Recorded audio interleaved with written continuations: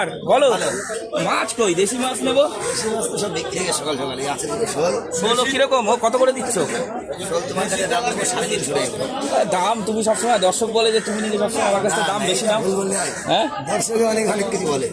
তো বন্ধুরা পাইকপাড়া বাজারে আবার আজকে চলে এসেছি। এই দেখুন মাছ নেই, শেষ বেলায় এসছি। ঠিক আছে, একটা শোল দাও দেখি, ওজন করো। বড় যেটা ওটা ওই পাশেরটা বড় না নাকি? যেটা বলবো যেটা বড় ওটা দাও, এটা ওজন করো।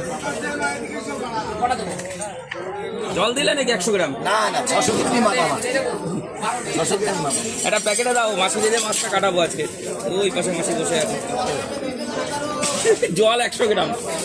এই পাথর এখানে অনেকদিন পর তোমার মাছ কাটাচ্ছি বুঝলে।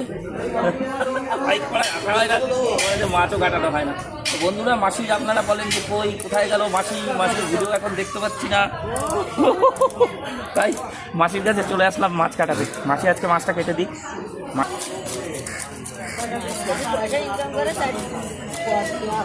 কষ্ট আছে না মাছ ঘাটো বসে বসে। আবার ওই যে এই কই মাছ কাটা অনেক সমস্যা, কাঁটা ভর্তি। আচ্ছা কালকে দেখলাম তুমি এখানে বান মাছ কাটতেছিলে। বান মাছ কালকে ছিল না বাজারে?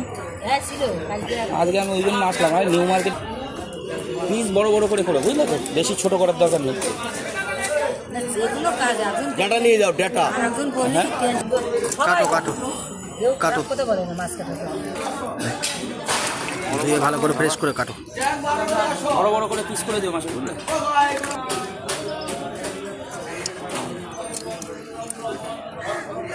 বাবা মনে হচ্ছিল আমার কি হয়ে গেছে, বাড়ি যাই কারোর কথা সহ্য হচ্ছে না গায়ে। রাগ হচ্ছে, দুটো পয়সা করে খাচ্ছিলাম আর লোক মাঝখান থেকে এসে নাকি। বাড়ি যাই বারুন্ডায় শুয়ে গেলাম, কি করবো, কোথায় যাবো কোথায় যাবো। কাটো, বেশি ছোট করবা না, একটু বড় বড় করে করো। মাছের মাথায় অনেকটা মাছ রেখে দিলে কেন? না না মাছ বেশি রাখিনি। ঠিক আছে হয়ে গেছে, তো আর কিছু করা যাবে না। মাছ না এই পিসি ঠিক আছে।